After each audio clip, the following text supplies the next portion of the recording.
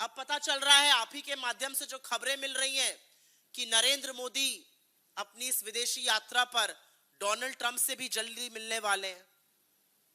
जब वो मिलेंगे तो आप लोग बिजली सी केमिस्ट्री की बात बताइएगा हमें। पपियां झपियां गलबहियां दिखाई जाएंगी, माय फ्रेंड ट्रंप कहा जाएगा, हमारी कितनी केमिस्ट्री है वो बताई जाएगी। लेकिन मेरे मन में एक सवाल आता है, क्या नरेंद्र मोदी जी डोनाल्ड ट्रंप से हाथ मिलाएंगे? और ये सवाल तो आपके मन में भी आना चाहिए।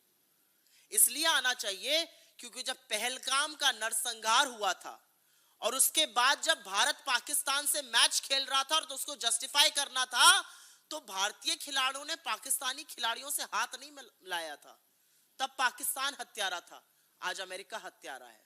क्या नरेंद्र मोदी डोनाल्ड ट्रंप से हाथ मिलाएंगे? क्योंकि डोनाल्ड ट्रंप की सेना ने हमारे लोगों की हत्या की है। और हमारे देश ने क्या किया? क्या हमने किसी भी इंटरनेशनल फोरम पर कहा कि इस मामले की पूरी जांच हो? जांच तो छोड़िए, क्या हमने सार्वजनिक रूप से कड़े शब्दों में कहा कि अमेरिका ने यह गलत किया है? क्या हमने यह कहा कि अमेरिका ने तमाम चीजों का उल्लंघन किया है?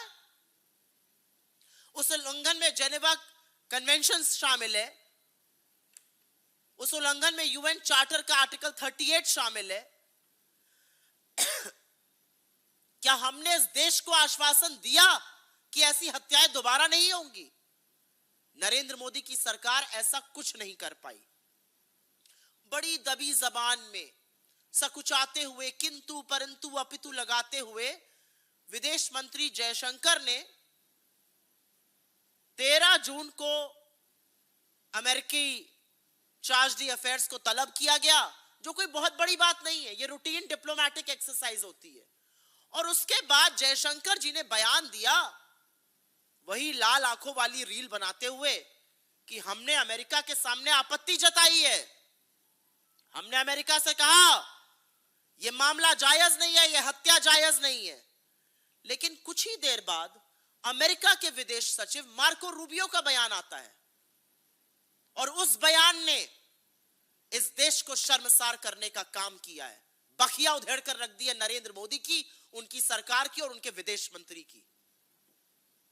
क्योंकि अपने बयान में अमेरिका ने ना माफी मांगी, न खेद व्यक्त किया, न दो शब्द सांत्वना के बोले, न परिवार को किसी भी तरह का शोक व्यक्त किया, न किसी मदद की बात करी। अमेरिका ने उल्टे हमको धमकाया, हत्या को जायज ठहराया और कहा अगली बार अगर आपने हमारा आदेश नहीं माना तो फिर ऐसा होगा। अब दोनों में से एक ही व्यक्ति सच बोल रहा है। जयशंकर जी कहते हैं मैंने आपत्ति जताई, अमेरिका का विदेश सचिव धमकाने की बात कर रहा है। पूरा स्टेटमेंट पढ़ लीजिए। वो कह रहे हैं all commercial vehicles must comply with orders from the US forces else they will have to pay a price. तो दोनों में से एक ही व्यक्ति सच बोल रहा है और ऐसा लगता है कि सच मार्को रूबियो बोल रहे हैं, क्योंकि अगर वो सच नहीं बोल रहे हैं तो हमारे देश ने, हमारे विदेश मंत्रालय ने, हमारे विदेश मंत्री ने मार्को रूबियो की बात का खंडन क्यों नहीं किया? 3 निर्दोष भारतीयों की अमेरिका हत्या कर देता है और हम अमेरिका को कुछ खरी खोटी नहीं सुना पा रहे। अमेरिका हमें, हमारे लोगों को मारने के बाद धमका रहा है, आगे भी मारने की बात कर रहा है और हम मुंह में दही जमाए बैठे हैं। अमेरिका आता है, हत्या करता है, अटैक करता है और चला जाता है, ना रेस्क्यू करता है, ना सर्च करता है। और जैसा कि मैंने कहा, जिनीवा कन्वेंशन का उल्लंघन है, यूएन के आर्टिकल 38 का उल्लंघन है, जो कि कमर्शियल व्हीकल्स के आवागमन के लिए होता है, और उसके खिलाफ कुछ नहीं बोला जा रहा है। अरे कानून हमारी तरफ है, अंतरराष्ट्रीय कानून का उल्लंघन हुआ है, वहां पर तो बोलिए। क्या डर है अमेरिका का?